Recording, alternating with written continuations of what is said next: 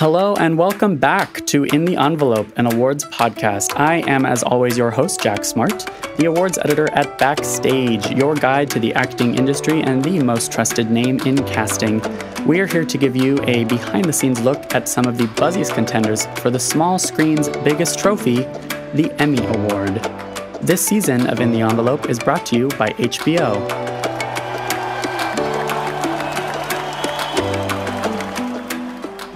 Of course I did it. The first couple of takes were, waka waka, here comes the Pepsi, look at me!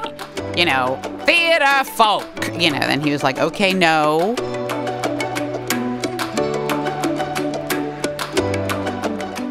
Jamie, are you there? I am here. You're here in my headphones? Wow. Yes. Wow. So, listeners, welcome to In the Envelope. We were just visited by a very funny... We just had a very funny guest on this podcast, as you will soon hear. A hurricane blew through the studio. Yeah. A force of nature. How was that, Jamie? How did that... It was How wonderful. did that interview... I don't really know. Okay, good. That was podcast gold. Okay, good. Because I was in it, and I don't even know really... I can't even... Of course, I can remember what we talked about, but, not really sure how it's going to read. We were joined by Jackie Hoffman, who is just a legend. Mm-hmm. For those who know her from the New York theater scene and from her stand-up and her sketch comedy and her improv and she's just the funniest lady. She's a great Jewish broad. And as we talked about here with her, and we talked about her run on Feud. She's finally an Emmy. She's an Emmy-nominated actor now. Isn't she well-deserving of such a title? Absolutely. It's about time that everyone figured out who she is. And she's a breath of fresh air in that. Yes. In every room she's in, but call her that because she is frank and yes. She is candid. And honestly, I need that. I want that in my interviewees. I want that in my interviews that I read about actors because often they're tiptoeing around what they really mean. And Jackie Hoffman is really, really forthcoming about her, for example, hatred of children, which we did talk about, which kind of is relevant to her work. She's currently starring in Broadway's Charlie and the Chocolate Factory, one of her many Broadway and stage credits. She's just a laugh riot. Most of this episode is going to be me laughing. Yeah, I mean, it's going to be great for all the children haters out there. Yeah, for any children listening to our podcast, sorry. Yeah. Oh well. Yeah. Yeah, I hope that you can make me sound a little bit less hysterical in this interview, because this was a wild ride. This was really a trip. I don't think there's anything that we can do or say to prepare our audience for Jackie Hoffman. Exactly. So I think we need to just go straight into it. We're going to go straight into it. Let's take a short break and then introduce our guest, Emmy nominee Jackie Hoffman. This episode is brought to you by HBO's original drama series, Westworld. Westworld is a dark odyssey about the dawn of artificial consciousness and the evolution of sin. Set at the intersection of the near future and the reimagined past, it explores a world in which every human appetite can be indulged. Vanity Fair calls it a rare kind of transporting television, beautifully acted and intricately written. For your Emmy consideration in Outstanding Drama Series and all other categories.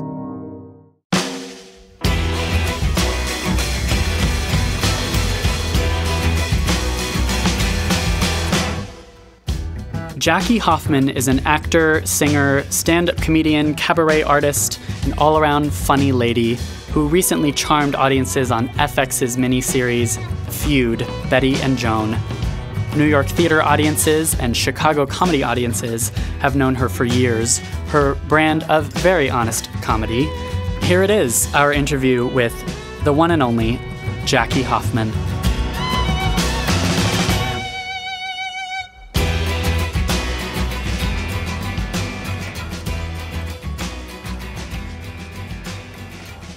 How are you? I'm good. I'm tired. Congratulations on your Emmy nomination. Thank you. It's so huge. How does it feel? It's crazy. Yeah. Great, crazy. Yeah, good.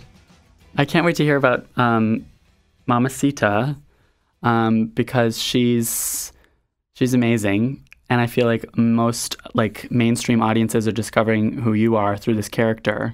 But those of us in the New York theater community have known you for years and have cherished you for years. Save it. And so, first of all, how did you get involved? Were you given the role? Are we on the air? Are we on the air? Yes, we all started. Oh, great. They started and they didn't tell us. That's right. smooth. We're smooth. We're kind of easing in. Yeah, you can call it that. Like a swimming pool. More like a hot bath. Yeah. Yeah. Soapy bubbles. Don't you do a welcome to open the envelope or whatever the hell this is called? In the envelope? In the envelope. Or in the envelope? The envelope, please. The envelope, please. The winner is La La Land. Welcome, Jackie Hoffman. Thank you. Emmy nominee Jackie Hoffman. Yay! In the envelope. Yeah! We at Backstage are such huge fans of yours. Aw. I used to look at the Backstage for Did you? open calls. Oh, wonderful. 43 years ago. What kind of stuff did you go out for? I only did one open call. Oh, no, I did two. I did one for Steve Allen wrote a comedy review called Sammy Glick is Alive But Sick. Okay. Oh, wow. And everybody got like one bar to sing, and I don't even think they got to me. I think I even got typed out of the comedy review.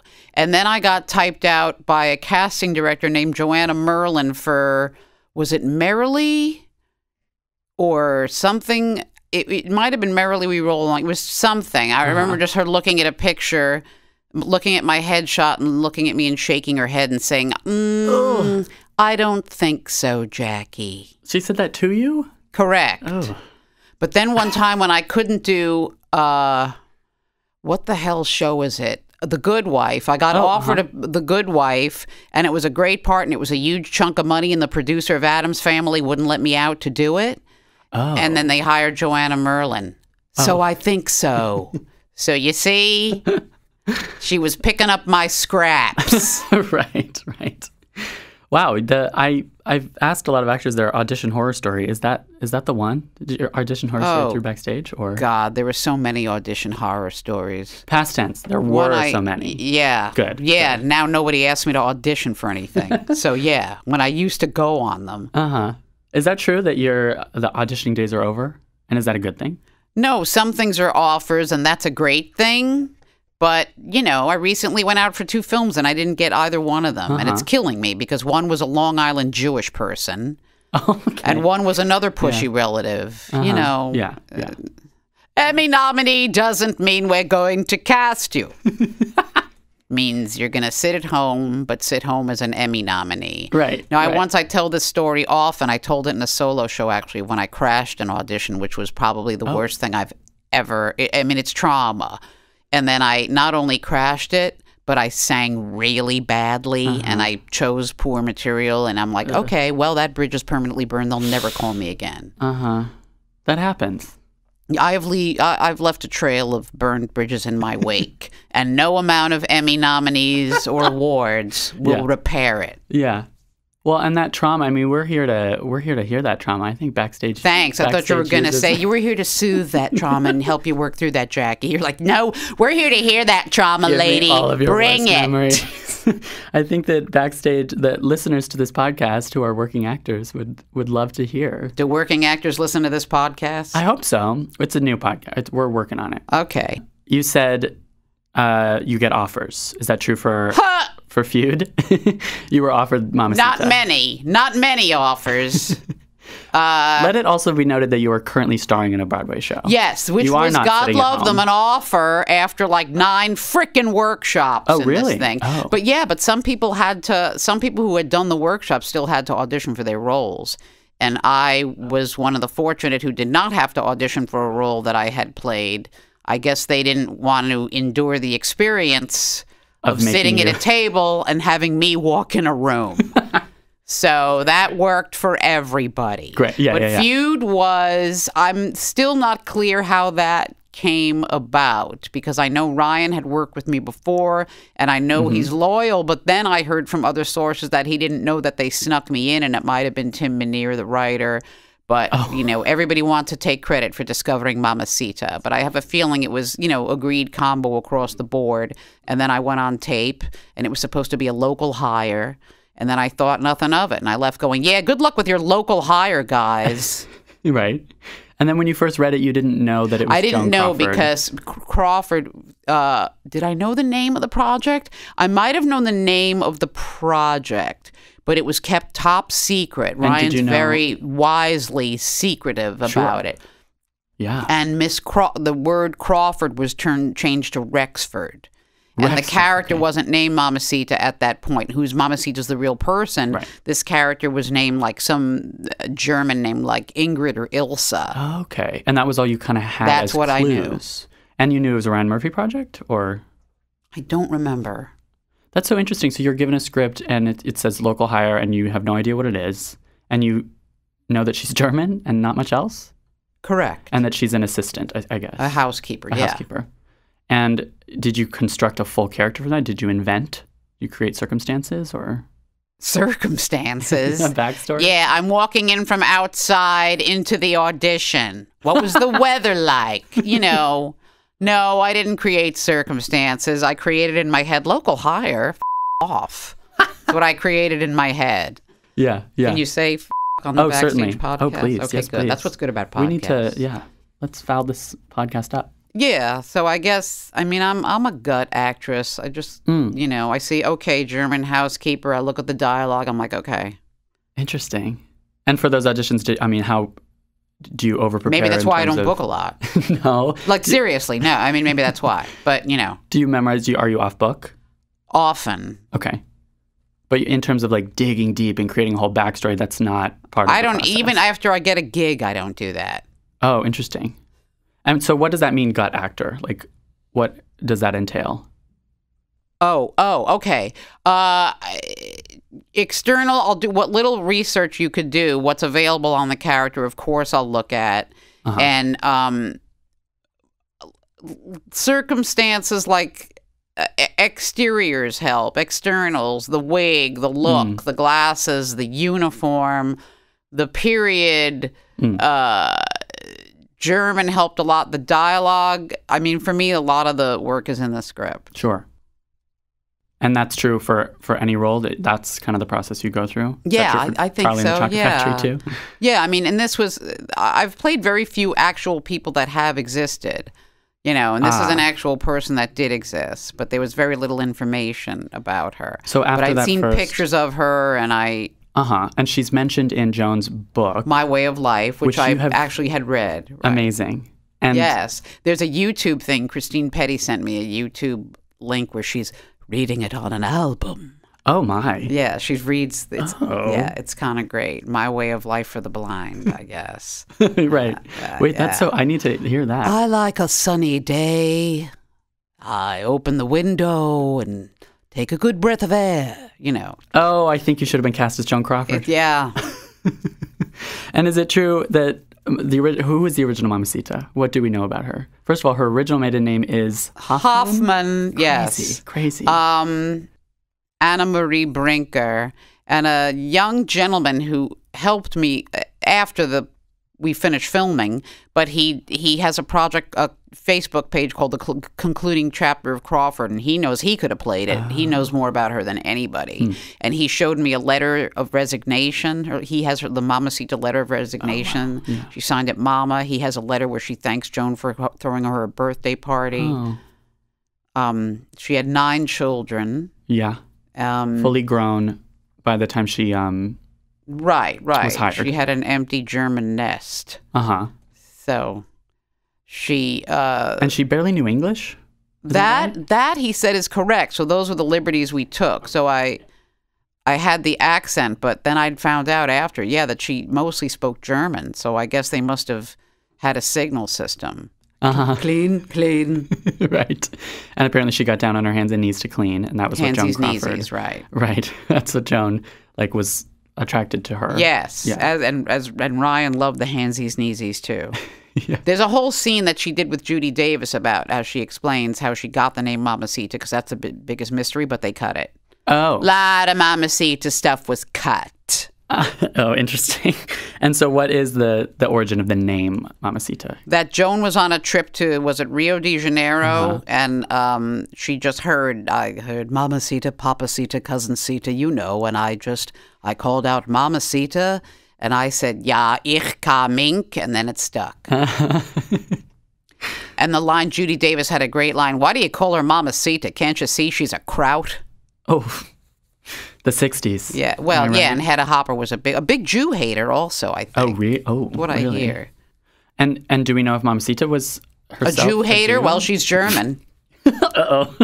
But she could have been Jewish, maybe. She could have been right? Jewish. I originally thought that she spelled Hoffman with 2 F's and 1 N, but now I see it was with 2 N's.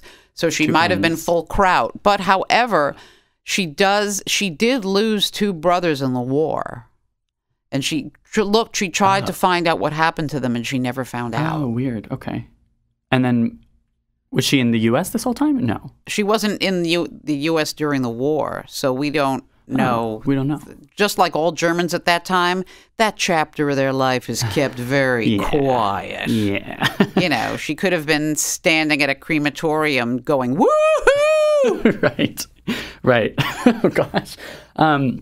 But so you're saying you as an actor, you focus a little bit less on all of that. You do that research and the whatever I extensive backstory. can. When it's a real person, whatever I can. But mostly, you know, what does my gut tell me, and what does the script tell me? And a lot of that is the costuming and the makeup, right? And the wigs.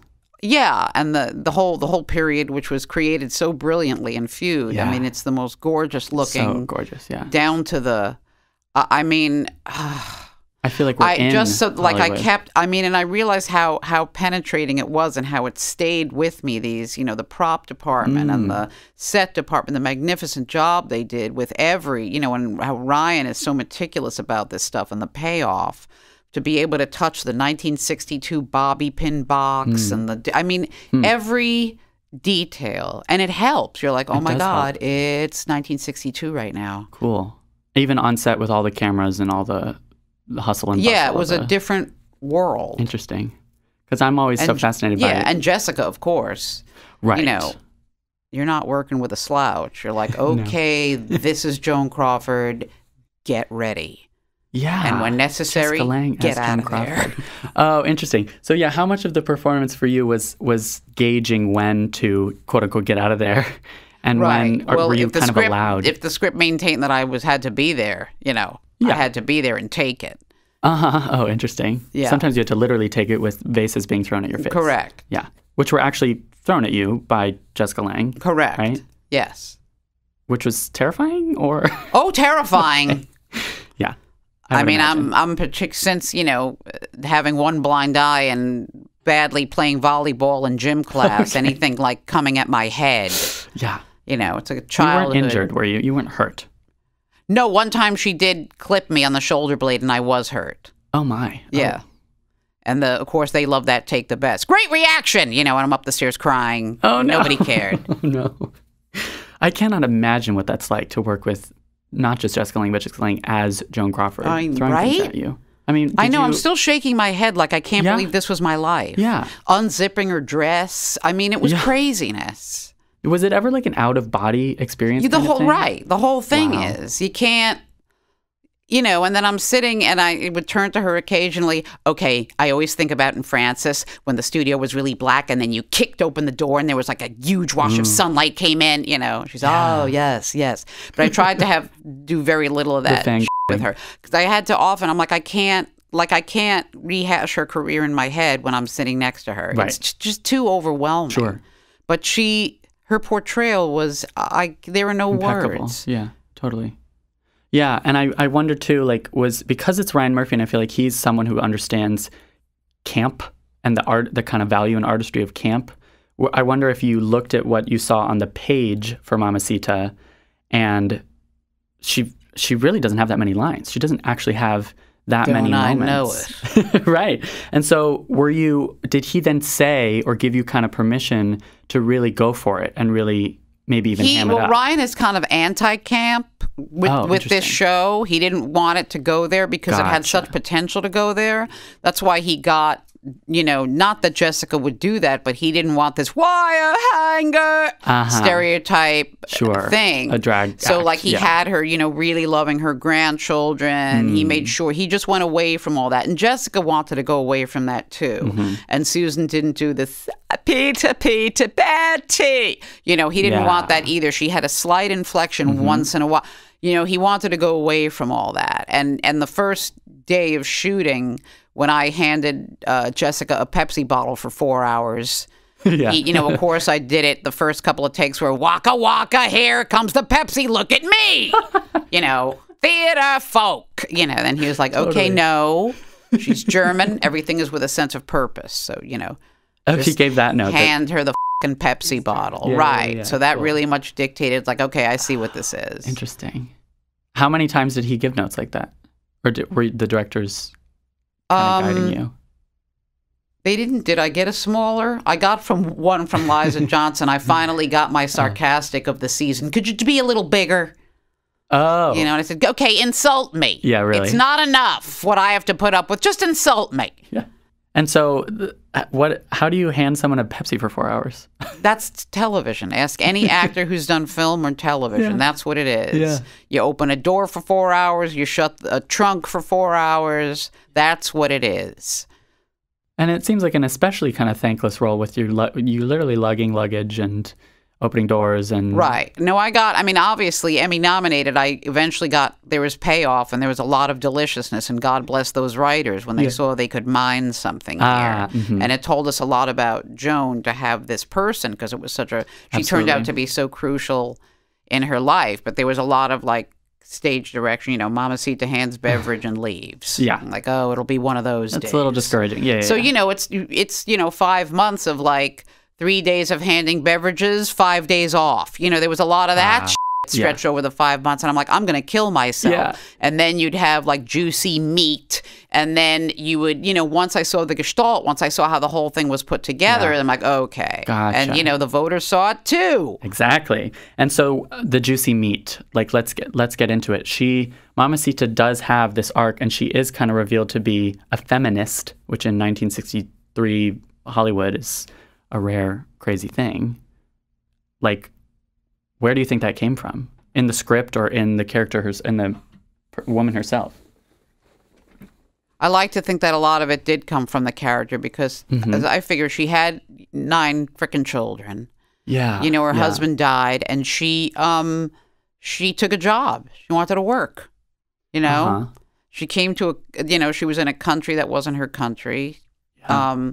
She was with a career woman. She helped enable this woman to have the career that she had. Yeah. So I think she was really behind it. And then, of course, Ryan, God love him, and the writers, this whole, like, early on, he said, wait till you see episode 4. Wait, it's so cool. She's going to speak on behalf of women in film. And so that was a great opportunity. Totally. And like you're saying, it was not, it was a really, really fun show, but it's very much a show that's first and foremost interested in real issues that still face women in Hollywood today, women of a certain age in Hollywood today. Right. I mean, look what's happening with diversity. Look what's happening with people of color. Yep. Look what's, I'm so glad that this is being spoken about. Yeah. My next goal is to narrow it from women to character women, because that's something I've struggled with my whole life. I mean, I would love to ask about that too, because I always wonder, different character actors have a different take on what that term means. Right. And like, I think the whole field is disappearing for women. Oh, okay. Just like it is in life. Men, from anchormen to politicians to everything. Yeah. Men can be paunchy and ugly and older and still be the ones who get laid. Right. And still be beloved. Still have all this work and all these roles. And for women, it's always been, not pretty women, it's always been a struggle. The plus side is that when the pretty women age, which is, I think, what Susan and Jessica are dealing with, when the beauty fades, like those two aren't still f***ing gorgeous. Oh, that's God, what kills me. so oh, gorgeous. look at Susan and Jessica complaining about aging. Right. If I look like Susan does at 70, if I look 70. like that now... I know. I'd be dating Ashton stunning. Kutcher. She's amazing. Yeah, they're both amazingly beautiful. Totally. But they're right. This whole, it reflects the The business reflects what's going on in society. Right. If you're old, you get out of here. Totally. And it's not like your talent is disappearing. But for a character actress, old is at least old is a good thing. However, I think that's what it was traditionally, like going back in the 50s and 60s in television, especially in the 70s and still 80s. But now, that whole character thing, I think, is diminishing. No one has a parent. If someone has a mother, they're 30. If someone has a grandmother, they're 35. Yeah. Interesting.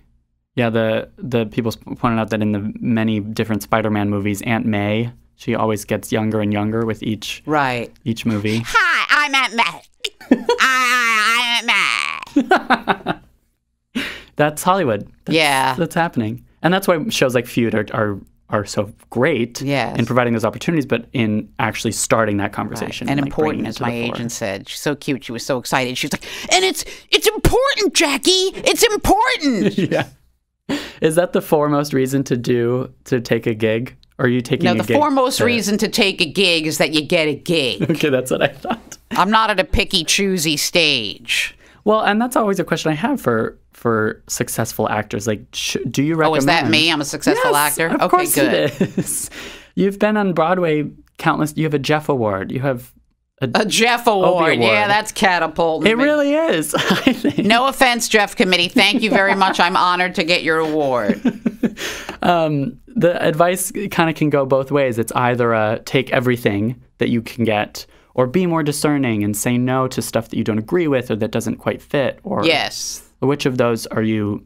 Well, now I'm going to take everything, and the manager doesn't like it too much because he's like wants me to be more picky. I see. This is a bad deal. Don't take this. Oh. Although there's things, I shouldn't say that because there is that I don't. I'm like, no. I'm like, oh, again with I just like something that else was a local hire. Like, oh, you want me to fly myself out to L.A. And put myself up in a hotel? No. Okay, yeah. You have certain criteria that you're not going to. Yeah. Yeah. But it's not like a turning your nose down type of thing. It's not I'm... No, not at all. If you offered me the courtesy, of course I would. Right. And what are you going? If you thumb your nose at bad material, you're not going to work a lot. Yeah, but I've been incredibly fortunate. I mean, there's like, what have I done that's like, oh my God, that was so freaking embarrassing. I mean, I've been so lucky. Absolutely. Well, and I also feel like you have done so much of your own work, and you've created your own one-woman shows, and you're a legend at Joe's Pub and all over. And I know that a lot of that came from just your background in comedy. Like were those shows considered stand-up? What is the line between stand-up and solo shows for you? Yeah, that's an interesting question because I do a kind of a unique solo show in that I do, funny numbers. And my director, Michael Shirali, makes sure that it's much more integrated and much more theatrical. Yeah. So it's storytelling. People want to label and put it in a box. Oh, so it's cabaret. But then which I love the thought that it's cabaret, but unfortunately people hear cabaret and they think that, it's like Down with Love. This is my favorite song by, it's my not like that at all. Yeah. My like, funny and scathing and mean and dirty but personal, but I like to keep it personal and I like to keep it musical. So it's cabaret stand-up combo platter. Sure. Like I'm still not hip enough for the stand-up world. Oh, okay. But I'm not, I'm certainly not in that other cabaret world. I'm not thumbing my nose at that other cabaret world. No, right. But that's not me. I've heard that too, that especially the word cabaret does kind of put people in a box or it puts them in a mindset. Yeah. But if you think of old German cabaret, like where it originated, that's a very cool box. But now that's become kind of a downtown weird, Yeah, piano and like you're saying, like a little bit of a right. But jazz. The cool, unusual stuff still exists. Sure. And so did that all stem from Second City training? I think so. Okay. Yeah. How long were you with Second City in Chicago? 8 years. Wow.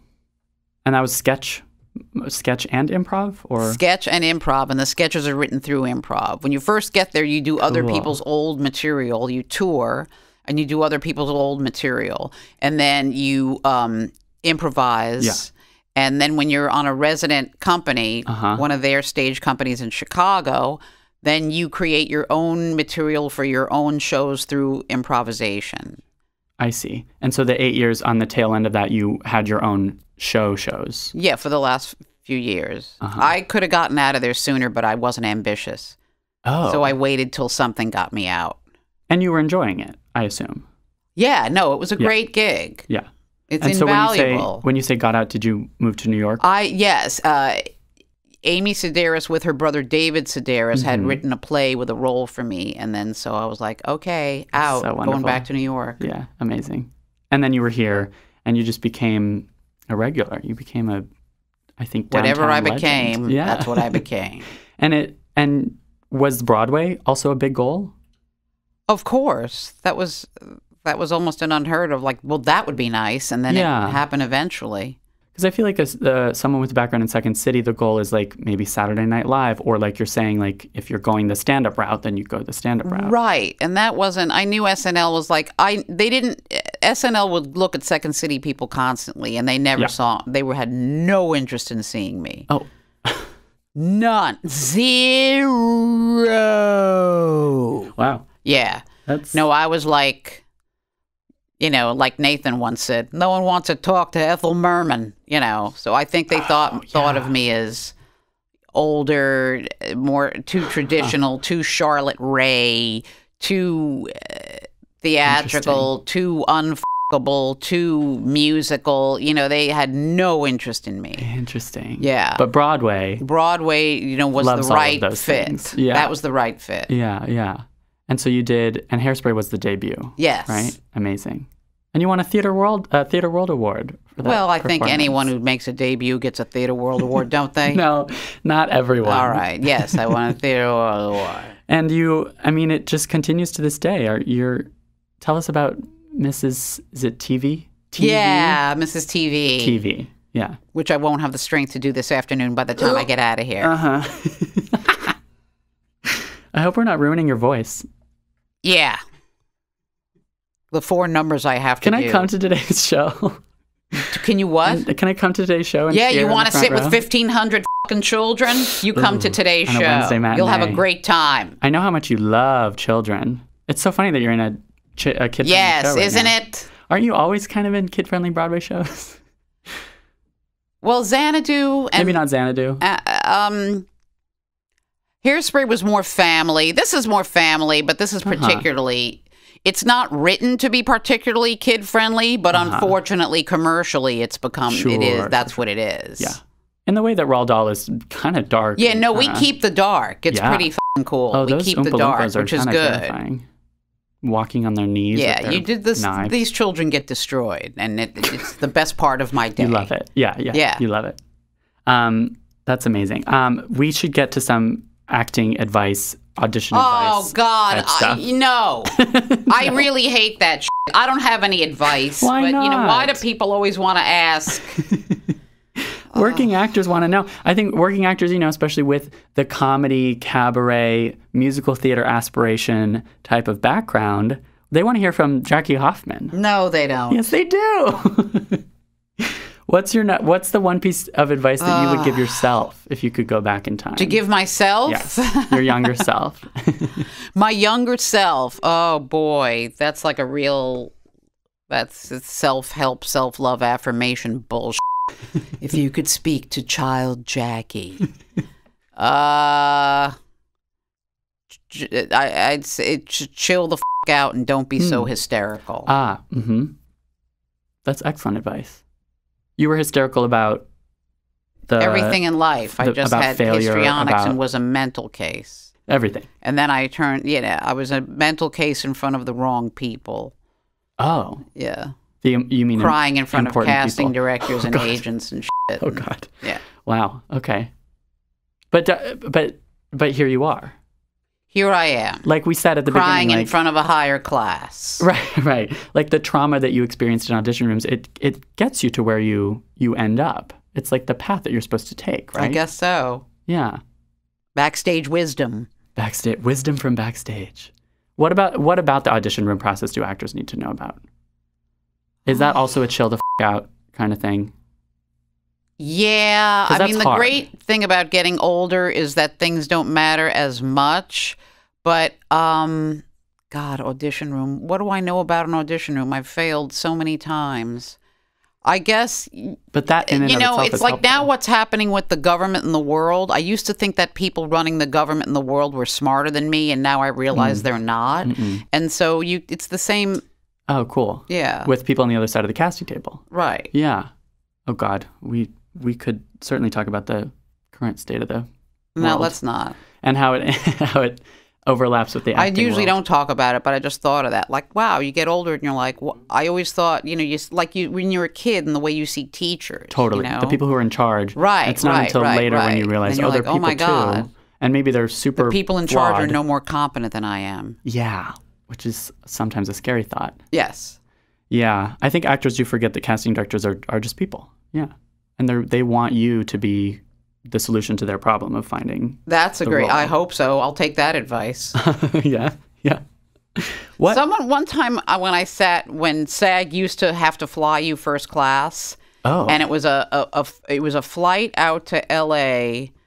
for a final audition for a pilot that I got, but it never went anywhere. Uh-huh. But I sat next to a therapist or a psychologist on the plane, and he told me, he said, make yourself be the type of person that they're going to want to love to work with. Mm-hmm.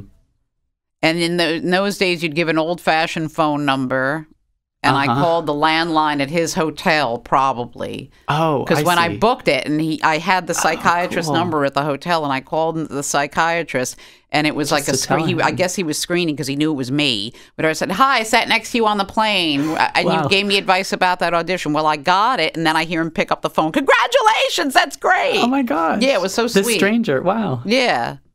That's so nice. But that stuck with me. You know, Yeah. be that cool person that they want to work with. And it's not an acting exercise to do that, right? Like that's just you have to be your genuine self. The collaborative, Right. It's tough. fun. Right. Yeah, for me it is an acting exercise because sometimes myself is like a miserable you know, but you can't bring that into the room. Sure. Because you need to be a collaborator and you want to be someone that they want to work with for, Right. in the case of a Broadway show, you're working with them for eight times a week and you want to make sure that you're compatible. Yeah. That's excellent advice. Unless you're a big star and worth a lot of money and you can afford to be an asshole. But no people starting out are in that position. Speaking of Joan Crawford. Wow. Who knows? Who knows what the truth is? I've also heard that you're actually Team Betty. Is that true? That if you had to pick a side between the two feuding stars? No, I was a fan of, wow, that jarred me. No, I was a fan of her films. I was more familiar with her films than Joan's films, but I've seen both. terms of But the yeah, if I had personal to feud. pick, I think Betty was the better actress. I think so too. I always think of that scene in Feud where she says, "What was it like to be the most beautiful woman in the world?" Right. That's a gorgeous scene. Gorgeous. And she's playing it. Susan's playing it kind of straight faced, and she says it was wonderful. God, the two of them. I know. There's an amazing can't. scene where the two of them also are saying, "After you, no, after you, no, after you." Yes. And what was you just kind of. That's your line. Yes, that was my invention. Oh, your The invention. only way I could great. get sound. And you roll your eyes, epic eye roll, and Yes. you march past them. Amazing. It's Yeah, really that an was amazing fun. performance. It's an amazing show. Yeah, being able to stand between the two of them, like Right. the OK Corral. Yeah, well, I just love the idea that it was an out-of-body experience for you the whole time. Yeah, how could it not be? Totally. And you're trying not to... And you can't go there. No. Especially So with distracting. Jessica. It's too unbelievable. Right. Thank you for joining us. I know you got to get to your matinee. I don't want to keep you for longer No, than you know I can't than wait to get noon. at those children. Yes. I just love that you're performing for those children.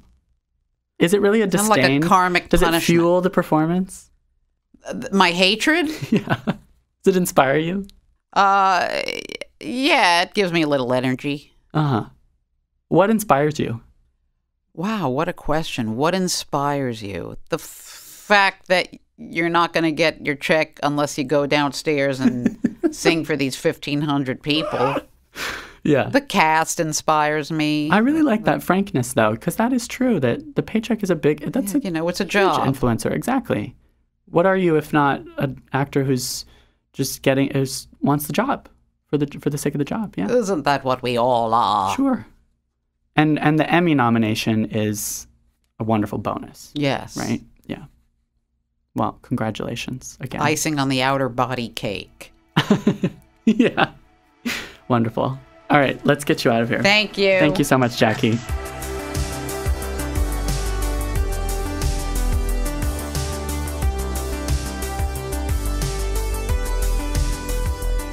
Thank you so much, Jackie, for joining us. I truly hope you are listening. I mean, is she? Do we think she is? Jackie. I mean, we can say what we want if she's not going to hear it. She's come and gone. Thank you so much for joining us, Jackie. She really has some really frank, really candid things to say to actors, and I think actors need to hear that, especially those in the musical theater and then in the comedy, and she's just all over the place. I'm so pleased that she's nominated for an Emmy. It's very, very well deserved. But this one isn't for any child actors, so we apologize. That's right. Oh, God. No children. We should have said this at the beginning of the show. Child actors, avoid Jackie. I mean, she's very honest about her opinions, and for that, I applaud her. Well, when you grow up to be an adult, you can be a child hater too. Yes, exactly. Speaking of brilliant Emmy Award nominated actors, I'm wondering if we should just kind of give like a tease or a preview of who's to come on In the Envelope, because we do really have some very exciting guests already in the bag. I think that people better tune in next week, early next week, because you're going to want to hear this one really badly. He's a really good man. He's a really good man, yes. It's all good with this guy. And Bob Odenkirk will be joining us next week. And we're thrilled. We're really thrilled and honored that he's such a brilliant guy and a jack of all trades. He's got a lot of really great advice for actors, writers, producers, directors, et cetera, et cetera, et cetera. So please join us next week and hit that subscribe button to In the Envelope. And feel free to leave us a review. Jamie, should we roll credits? Time for credits, I think, yeah. And a rest. And a rest. Yeah, go nap. Be sure to like, rate, and subscribe for more interviews from the front lines of the 2017 Emmy race. In the Envelope is recorded at Lotus Productions and Hyperbolic Audio in New York City. Thanks, as always, to producer Jamie Muffett. You can follow him on Twitter at JamieMusicNYC. I am Jack Smart. You can follow me on Twitter at JackSmartWrites. Thank you to the team at Backstage, aka the most trusted name in casting: Peter Rappaport, Ryan Remstad, Jesse Balashak, Francis Ramos, Rawaan Alkhatib, and especially the exquisite Kasey Howe. For more awards and industry coverage, head over to Backstage.com. Thanks for listening. Tune in next week for another glimpse in the Envelope. I hope that there's a future season of Feud that features Jackie Mamacita. Hoffman versus... Yeah. Maybe we should feature like a feud that you've had, like an actual feud that you've had with someone. Children. Yes. Jackie Hoffman versus children. That's a great idea.